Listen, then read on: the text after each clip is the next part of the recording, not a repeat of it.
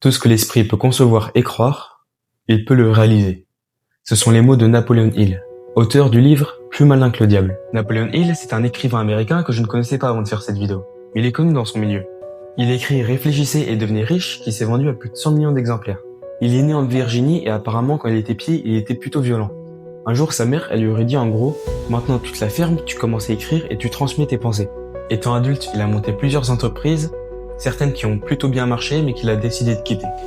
Il fait des trucs à droite à gauche, mais en gros, son objectif principal, c'est de trouver les clés qui peuvent permettre à n'importe qui d'atteindre ses objectifs.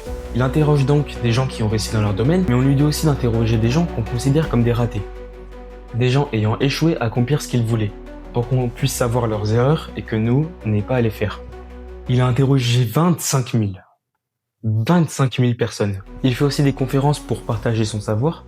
Là, je vais faire un résumé très bref, mais en gros, pendant une de ces conférences, il y a un mec important qui a assisté à l'une d'entre elles et qui a trouvé ce qu'il disait intéressant. Par la suite, ils ont passé un accord pour quelque chose qui devait changer sa vie. Mais le mec important là, il a été assassiné. Napoleon Hill ayant passé un accord avec lui, on l'a pris pour cible et il a dû rentrer chez ses parents en Virginie. Pour lui, c'est une situation de stress énorme. Avant de sortir dehors, il vérifiait tout le temps s'il n'y avait pas une voiture louche qui attendait. Je crois qu'il sortait toujours avec un flingue dans sa poche. Enfin bref, situation compliquée. Et puis un jour, tout bascule. Première révélation de Napoleon Hill. Tu as deux entités en toi. Face à une situation où tu dois faire un choix, tu as une de ces deux entités qui prend le dessus. Si on te dit d'aller courir 5 km, ton entité de peur va envisager toute la douleur qui peut être ressentie et va donc refuser. Ton entité de foi, elle, sait que les bénéfices de cette course sont nécessaires pour te faire évoluer. Maintenant, ce qu'il faut savoir, c'est que pourquoi aujourd'hui on choisit beaucoup plus d'écouter notre entité de peur, c'est car c'est celle qu'on nous pousse à choisir depuis qu'on est petit et on nous récompense même pour la choisir parfois.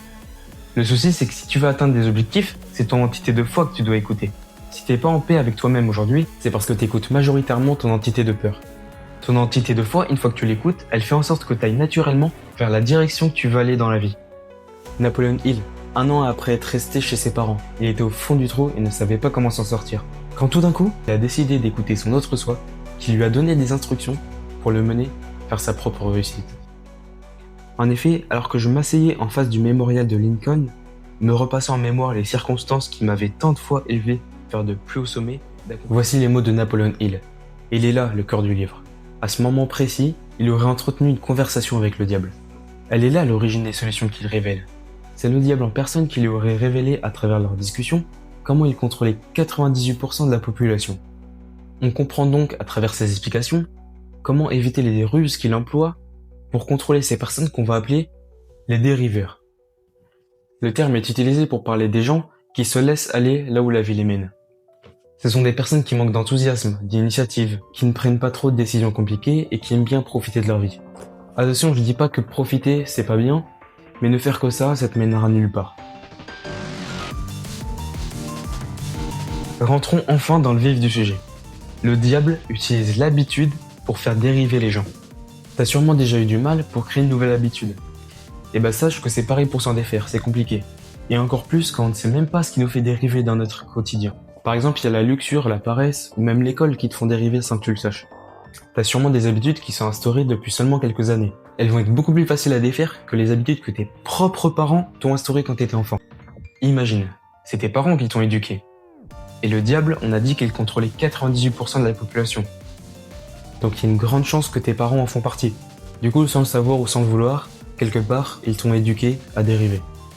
Mais alors, comment le diable contrôle 98% de la population alors que c'est notre ennemi? C'est parce que lui, il rend la route vers la tristesse paradisiaque, alors que son opposition rend la route vers le bonheur atroce. Les entraînements tous les jours, la lecture, les légumes. Face à la luxure, la bonne bouffe et les jeux vidéo. Lequel donne le plus envie aux gens à ton avis? Et c'est comme ça que le diable contrôle autant de monde. C'est bien, je te dis ça, mais avec tout ce qu'on a dit, toi tu veux reconnaître une activité qui te fait dériver.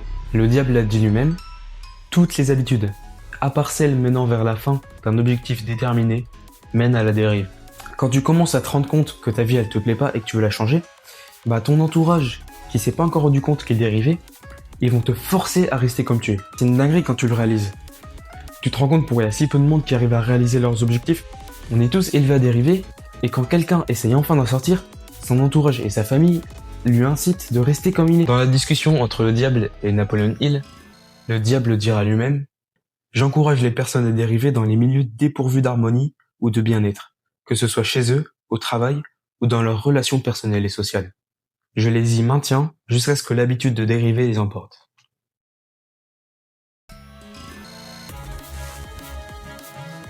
Le fait de donner avant de recevoir.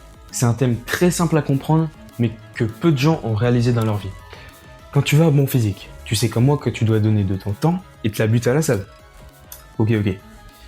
Quand tu veux des bonnes notes, tu dois donner de ton temps pour réviser. C'est en donnant de ce temps et de ton implication que tu recevras des résultats. Maintenant, pourquoi tu donnes rien pour atteindre ton objectif? J'ai déjà dit dans une de mes dernières vidéos, mais ce qui te sépare de ton objectif, c'est le temps que tu te laisses pour l'atteindre. On arrive sur la fin de la vidéo. J'ai fait exprès de pas me pencher sur tous les thèmes du livre. Je voulais vraiment parler de ceux qui m'ont le plus touché dans ma vie pour l'instant. Souviens-toi, les habitudes d'entourage, ce sont des choses que toi seul peux contrôler.